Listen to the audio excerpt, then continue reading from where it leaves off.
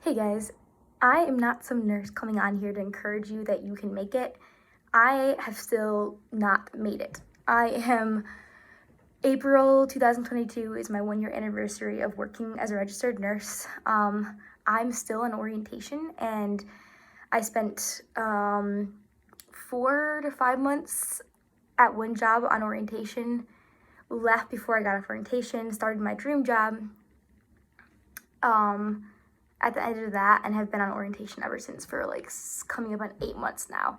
I'm at the end of orientation but still haven't got off, and I faced some really hard hurdles that I haven't heard other nurses talk about. I haven't even found information or encouragement or answers or clarity even on online forums like Reddit and places that I love to go look on. So I thought it might be worth just to share my experience, if not just for myself to look back on, but maybe also to encourage any of you who are in the first couple of years of nursing and just facing these seemingly isolating experiences on orientation. So the first thing that I couldn't find much about on orientation was just about preceptor feedback, the difference between helpful preceptor feedback and unhelpful preceptor feedback. And what I mean by that is it's really hard to differentiate as a new nurse who's not confident in your practice the difference between a preceptor giving advice that you need to help you improve your nursing practice. We all need that in some ways. And preceptor advice that is more toxic, or, as they say, nurses eating their young. So a couple of examples that I faced in my nursing practice. An example of helpful feedback from preceptor would be something like, I was told earlier on in orientation, hey, in order to learn better time management and being able to cluster care for your sick patients, you can give medications 30 minutes before or after their time that's due. And so you can kind of cluster medications that are at 8:30, 9, and 9:30 and just get them all at 9. That was something that I didn't know. Obviously, I was kind of slow when I first started out, and so that was helpful feedback. An example of not so helpful feedback that some of you might face, I know I have faced, is feedback that's more like nitpicking on documentation, not just the important things, but going into the minute details of something very little that you missed. There's a real difference between trying to help nurses save their butts if they were ever called into a court of law someday, that kind of nursing documentation feedback, and this is my preference for how you document, and I'm going to dock you down on points or give you poor evaluation just because you didn't put sterile bottled water instead of bottled water for what kind of water you're using to flush the NG or NJ. Just an example, as a new nurse, you can feel like you need to take every single piece of feedback like it is life or death, but it's important to have perspective and realize that you don't need to feel beaten down by every single piece of feedback. That might just be a preference of a preceptor. The second thing that I don't find a lot about online is leaving a job while you're on orientation. And even though I'm a fairly new nurse and not settled in my practice, that's something that I've experienced, and so I can share on that. I started out nursing in a cardiovascular operating room, which was a pretty difficult setting as a new grad. I was always curious about surgery and wanted to see what the operating room was like. The institution that I wanted to work for didn't have a ton of job openings. There was kind of like a hiring freeze during the 1 year anniversary of COVID, which is when I graduated. So it was also my foot in the door to that university, so I took it. And I recognized that I did not want to be at that job anymore, which I'll get into in a minute. So I waited I think it was almost 5 months before I actually left. And I would just recommend a couple things. Number one, if you find yourself in a position where you have decided, I cannot stay at this job anymore, but maybe you still want to work at that institution, you don't need to be afraid of resigning. You just need to be smart about how you do it. So one, know your nursing contract language. Know if you are committed to stay there for 6 months, and that means they won't hire you in another unit in a hospital, or whether or not they just recommend you stay there for 6 months. Some supervisors will use scare tactics to try to keep you on orientation there and tell you you won't be hired in other units. But a lot of times if you look at the nursing contract or union language that's at your hospital, there's some fine details there that say, like, if this is not a good fit for you where you're at, you can resign from your job and transfer to somewhere else. So if you're going to go talk to your supervisor, know your union contract language about when you can leave, whether you're actually contracted to stay there for a certain amount of time, etc. Express to your supervisor that this job is not a good fit. That's really good language to use. After talking to union representatives while I was in the operating rooms, that was the language they recommended I use, because that is, a lot of times supervisors will help you out if they know that it just isn't a good fit. It's not that you're not surviving the job or that you couldn't stay, but they generally want to help new nurses thrive and grow where they are. And so if they know it's not a good job for you, they're going to be more likely to help you get out of a 6-month contract, etc., to put you in a place where you'll thrive. When you go talk to your supervisor, come in with a plan. Don't leave room to be persuaded, because a lot of supervisors will try to persuade you to stay. When I went in, I was positive that I did not want to stay at my job anymore in the operating rooms. And my supervisor, even though she was supportive of me in wanting me to grow, she was very much kind of taking advantage of the fact that I was not very confident in the way that I approached her, and was like, well, is there a way that you could just stay a couple more months? You might not know what you want yet. She's basically telling me I was too new in nursing to actually know if this is what I wanted. But don't let someone tell you that you don't know what's healthy for you just because you're new. You know, I came into that meeting with my supervisor pretty not confident, but halfway through, I was thinking through all the factors, and the fact that I was crying before and after every single shift, that I was dreading coming into work. I would dream about work and in bad scenarios every single night. I felt like it was a toxic environment. And so I kind of had to make a mental switch. I wish I had come into the conversation. It would have made it much shorter, because my conversation with my supervisor ended up being almost an hour long. But by the end of it, I really needed to just tell her, this job is not a right fit for me, and I cannot stay here. So she was saying, can you take a couple days, a couple weeks to decide if you actually want to go? And I would recommend coming in saying, no, I've made my decision. If you send me home to think about this, my answer is going to be the same at the end of the shift, tomorrow, next week. Just be confident, even if you're having doubts. If you get to the point where you go in there, be confident that you want to leave. So just have a little outline and a plan of what you're going to say when you go in to tell your supervisor that you want to leave. And then my last piece of advice in that regard would just be, it's better if you can have a plan when you go in there, like, as in, I've already talked to another unit, and the supervisor has said she's willing to interview me or even give me a job if you'll let me go, if you'll release me from our contract, or if you will send me away with a good word. It's really helpful to have another job plan, especially if you're trying to stay within the same hospital and you don't want to have like a black mark on you where you just quit your job. It's good to have another nurse on another unit be ready to talk to your current supervisor and say, hey, we will take this employee if you will willingly give them to us. That's what happened with me. Before I went in to resign from my job, I had another plan with another unit. And I said, I have a supervisor on this other unit where I think I'll thrive, and she is willing to email you and let you know that they're willing to take me and make this transition. Or if you're not planning to stay at the same institution, have another job offer like pending, or another interview pending, so that you can tell them, I need to leave and I have another job that I'm going to. It just adds some credibility and weight to what you're saying.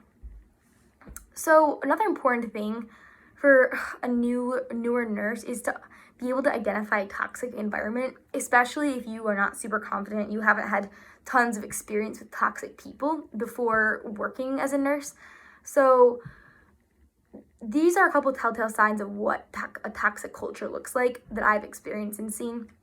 And maybe it can help you if you're not sure if you're part of a toxic environment. And if maybe you're just not enjoying work and you're like, am I just not enjoying work because I'm new, or is it because it's actually a bad environment? So number one, if a majority of coworkers are acting like you don't exist, there's always going to be a few bad apples in the bushel.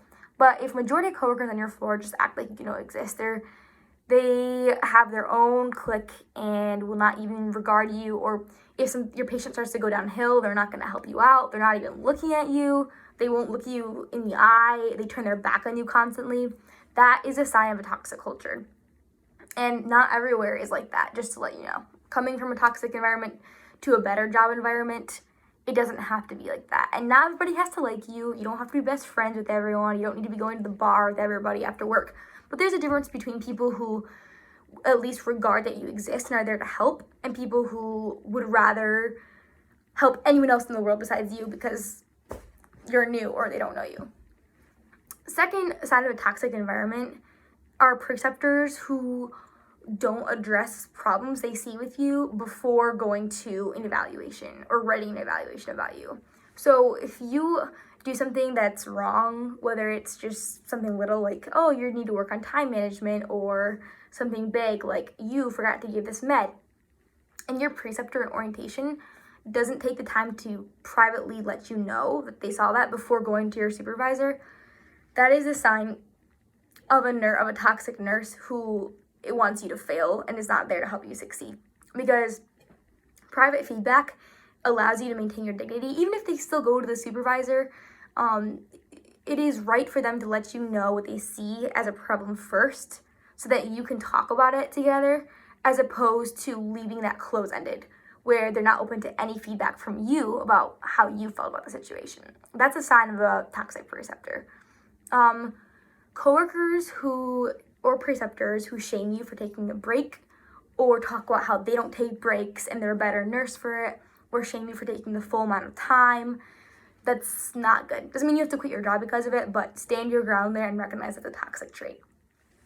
And then preceptors telling you, especially in ICU environments, tougher environments, any environment though of nursing, preceptors or experienced nurses who are telling you that to be a real or competent nurse, you need to suppress all emotion, that is a sign of a toxic nurse. And if everyone is like that, it's a toxic environment. Human beings express emotion, and I know that, in order to stand strong for patients' families who are in the room, sometimes you have to learn how to handle your emotions properly and still do your job well and just earn their trust. But we are human beings. Nurses are supposed to be people who have caring hearts, and people who have caring hearts have emotions. It is okay to feel sad. It is okay to cry. It is okay to feel joyful and to have changes in your emotions throughout your shift. And don't let anyone ever tell you that a good nurse suppresses all their emotions, because that's wrong. And then I think another important aspect of orientation that's not talked a lot about is understanding the difference between an unhealthy job that has unhealthy effects on you, where you need to actually leave, and then just normal adjustment feelings of discouragement. So abnormal feelings that you should not be experiencing, even as a new nurse that's overwhelmed, would be crying before and after every single shift. We have sometimes rough weeks where we might cry more than others, but if you find yourself crying before and after every single shift, or even just before or after every single shift, that's a sign to step back and take a minute and ask yourself if do a little cost-benefit analysis. Is the cost of my mental health and sanity worth the benefit of the money that I'm earning at this job? If you feel like you would rather kill yourself than go to work, I know that sounds really morbid, but I know some people have felt like that before, that is a sign that you need to step back and evaluate quitting at that job, because it's not worth it. No amount of money that you are earning, no awesome location or ability to support yourself is worth putting yourself in that disposition and taking away your dignity. And just if you feel like work is in general dominating over priorities that you have previously set in your life, if you have set priorities like your family, getting sleep, even something like your faith, if things like that in your life are being pushed to the side permanently, and you feel like work is completely dominating your life, that is a sign that you really should reevaluate whether or not this job is the right job for you. Not every single job out there is like that. And the beauty of nursing is that you're able to switch around and switch jobs if you need to. So normal feelings that I've experienced in orientation, I think many people have, that probably is more typical, and things that should generally be temporary experiences, would just be waking up some days and feeling like you'd rather quit your job than get out of bed. It's very normal.